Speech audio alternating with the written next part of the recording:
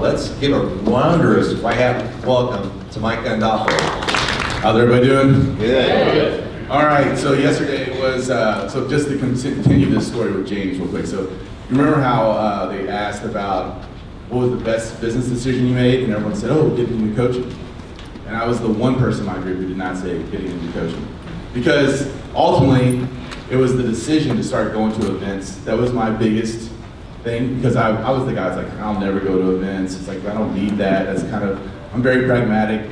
It's foo-foo, you know, I don't need to do all that stuff. And I made the decision to go to like they did the one day, basically when they had the turning points, they were trying to get people to go to the turning point. I don't even remember what those things were called. The half day, one day. Yeah. Met Rosburn, decided to go to the Chicago Turning Point Center for Coaching, but I've just been so blessed. Every event I go to, especially being from Louisville, lots of times I'm going by myself, especially in the early days, and I was always put next to, which I didn't know at the time, I was put next to white hats. And of course, James was like the poster child of Buffini at that time. Like he was on all these advertisements and all that kind of stuff. And so I'm a pretty new realtor. James and I had breakfast, and my first ever Buffini referral came from James Sharp. Oh. And I completely dropped the ball. Like, I screwed this up so bad. It wasn't even, like, me and the person, we were not a connection at all. It was just like a bad situation, and it just, I got the listing, but it's like, it just never, it was never good. We didn't close it, so I owe you a referral fee, I guess. So. This is paid. Which is nice, because you know, you realize that all of them don't work out, right? So it's at the beginning, you know, I'm like, I totally let this guy down. I don't know if I'll ever be able to redeem myself. So, but yeah, it's been great. Just to me, the coaching's awesome. Don't get me wrong. This group of people is where all the magic happens, and I'm so blessed to be here and have the interactions with you guys, and it really fires me up. So, yesterday after the event, we're walking back to the room, and somebody asked, "Are you synergistic or analytical?" And before I could answer, Chrissy goes, "He's bipolar." So, and so you're gonna get the bipolar part right now, because I am synergistic in my profile, but I'm definitely a work in progress. And I'm basically just gonna share with you what I've been analyzing and working on, really over the last 18 months, which this event has tied a lot of that together. So it started out with me making the decided decision to discern between what was really giving me joy and what was giving me pleasure. And we talked about that yesterday, right? So the joy and happiness. But the whole concept of, you know, I've got a little bit of a weight problem that I'm working on. And, you know, every single time I put something in my mouth, it gave me pleasure in the moment. But after that, it felt terrible, right? So just knowing that I was chasing that pleasure in the short term and just kept on repeating it with really bad decisions, because usually those things that give you pleasure, you overindulge, and most of them end up being pretty bad for you. And whenever you take that habit away, though, you've got to fill that gap with something that's going to, you know, replace it. And it's not easy, because the things that give you true joy, you've got to really work. Like, there's a struggle involved there. And so it was really trying to step back and just take that moment. It's like, okay, what are the things that give me joy versus what are the things that give me pleasure? And I need to make sure that I'm being very intentional about filling that up. So you have a workbook, or not a workbook, but like a little flyer, but you basically look like that arrow. And let me find my arrow real quick, hold on. It is not a weapon, there's no point. Like my talk, there's no point. Okay, it's pointless. So it starts with the fletching, these little feathers. Anybody know what those are for? So yeah, I thought it was direction too, right? But it's not. And so when I was starting to do this talk, I was like, oh yeah, the feathers give this direction. And really, this is what gives it propulsion. This is what cuts through and makes the arrow act like a bullet, that gives it the rotation that it needs to give it the force it needs to go through whatever noise or resistance that comes its way. I was like, well, that's a much better analogy than direction. So I started out like the feathers in the arrow for me are like, what gives you, what do you have to have absolute clarity about? And this whole talk is about alignment, and it starts with, you know, what do you believe in, core values. What at your core, what are you all about? And then you take your core values and you apply those to your gifts. And we're all fortunate, we all have a heritage profile, we know what our gifts are. Sometimes, like Kevin says, we use that excuse, well, I'm a free spirit, so I can't do that because it's in my profile. But if you really understand your gifts and you apply your values to it, you get your purpose. And this is what I know. I know that God created all of us in His image. I know that God is great, therefore we were all created to be great. I also know that God gave us all a unique set of gifts and abilities.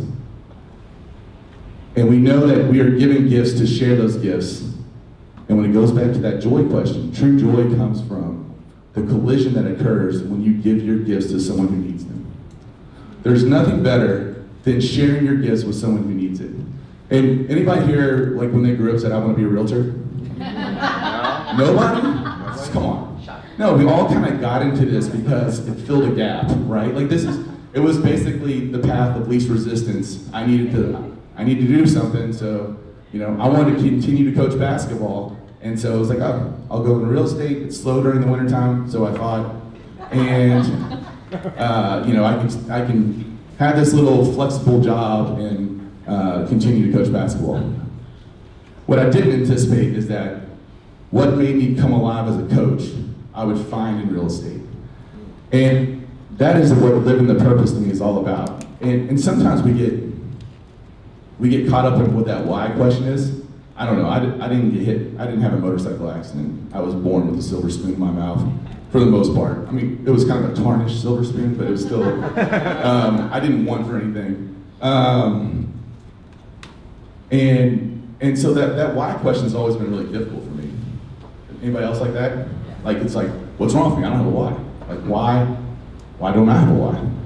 And really the why, it certainly can propel you towards success, but it comes back to that question, like, what makes you come alive? The why changes. Some whys are stronger than others. But what makes you come alive never changes. And for me, understanding my profile and going through it, it's that coachability. And actually, over the last 6 months or so, I've dug deeper into that. And it's not all coaching. It's really, for me, it's the coaching piece that casts a vision, that kind of game plans, strategizes. But when it comes to like the individual drill work, that's Chrissy. Chrissy's got a handle. So I was like, I gotta stop holding my agents accountable, because that's not my gift.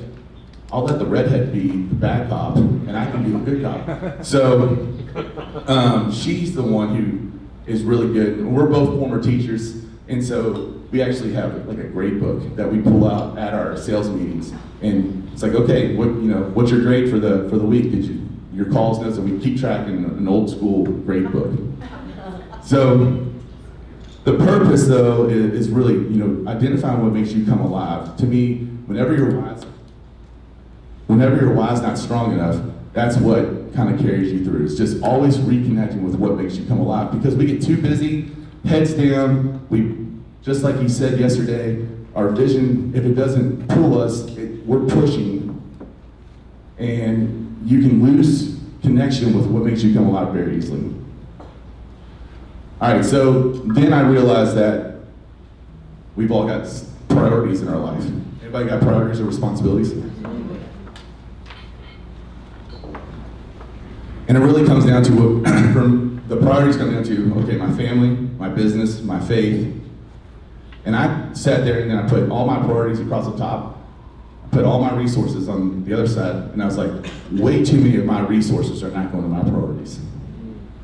And that's where the fletching, like cutting through the resistance, that noise of like understanding that my priorities and my resources I don't have enough resources for my priorities, right? We all feel that way. And the fact that I'm losing resources, which money is the cheapest and easiest one to come by, right?